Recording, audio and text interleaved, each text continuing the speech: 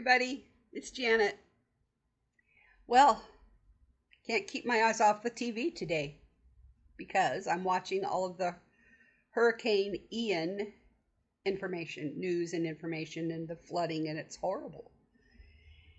And normally I don't pay that much attention to hurricanes and that sort of thing, but I'm very interested in this one because the hurricane made landfall right around Fort Myers, Florida. Now, for me, that's important because we have two bald eagles that have nests in that area that I follow. And the eagles in Fort Myers are at Dick Pritchett Real Estate. He's There's a nice little area there, and the bald eagles built a nest on one of the trees on his property. So he shares that with all of us by putting up webcams. So Harriet and M15 are the female and male eagles that are residents there at this property. And so I'm really worried because the wind is very strong, and it just was reported that Fort Myers has a storm surge of 6.2 feet of water. That's a lot. That's a lot of water. And the wind gusts of 120 something miles an hour. Oh, just something else to worry about. But then I was thinking too about, I've been so fortunate where I've lived in my life. I don't think I've ever really encountered a severe weather incident where I lived. I can think of a few that were close. Now, not really close, but for example, when Mount St. Helens erupted, the volcano erupted, that was in 1980, I think. I was living in Arizona. But when I moved up here, everybody still talks about it like it happened yesterday. And so that's like a disaster or a weather phenomenon. I guess a volcano isn't really a weather phenomenon, but a disaster nonetheless. But growing up in Arizona, we didn't really have weather problems. We had some minor, during monsoon season, we might have some weather, lots of rain or whatever, but not to the extent that I'm watching on TV today. And I was born and lived the first few years in the Midwest. Hurricanes, or not hurricanes, but tornadoes. Kansas, Illinois, there was tornadoes. And here's just a funny little story. Not a funny story, but kind of scary when you're pretty small. My mom used to say to my brother and me, if you ever see a big cloud come down from the sky and it's twirling, you go get under the kitchen table and hide under the kitchen table. We had this big plate glass window in the front. Well, I remember as a little girl, I would watch out that window waiting for this big cloud to fall from the sky. Never did, thank goodness. But then as I grew up and was an adult and thinking of this story that happened from my childhood, I'm thinking, what good would that have done to hide under the kitchen table? None. The bathtub would have been a better place to have hidden. Yeah, hide under the kitchen table.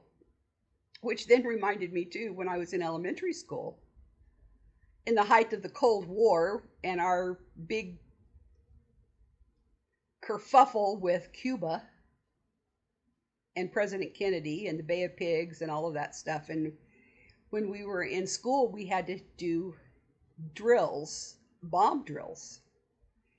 And we had to hide under our desks. It's like, what good is that going to do? It's not going to do any good. You're just going to die. I'm like, okay, how stupid is that? I mean,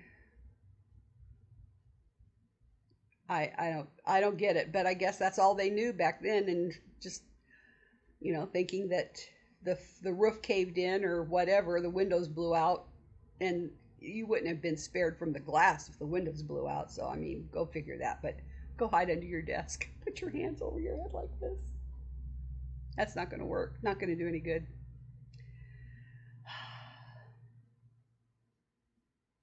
That never came to any fruition, thank goodness.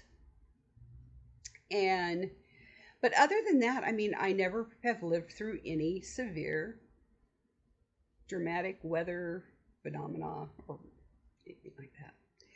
Now, we have snowstorms here in Idaho, but nobody ever reports on them because, you know, you get 6 inches of snow in New York City and it's the end of the world. You get 6 inches of snow in Idaho and we're just like, whoo, go to work, get things done. Life goes on. So anyway, that's what I was just going to tell you is the watching the hurricane information, and it's just I worry about people, don't get me wrong, but I do worry about wildlife as well because they're affected by things like this. So hopefully I'm keeping my fingers crossed that Harriet and M15 will still have a nest, and if they don't, they'll go find another tree and build a nest somewhere else. That's what birds do.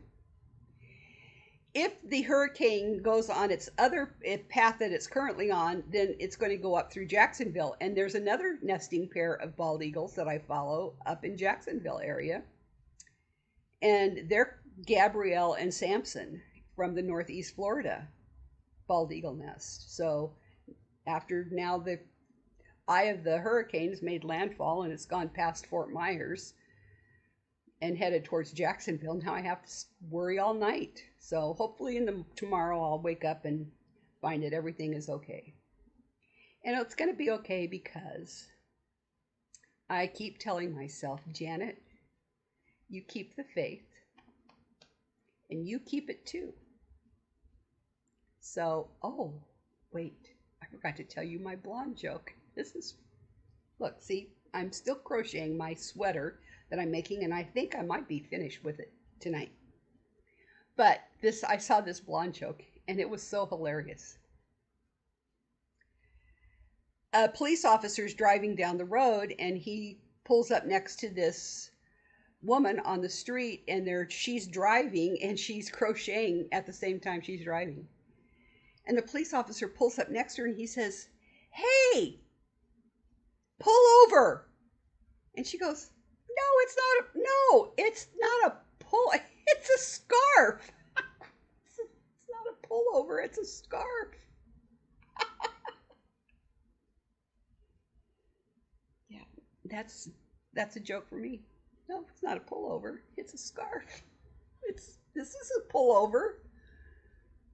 Anyway, so back to the thing. You keep the faith, Janet, you keep the faith.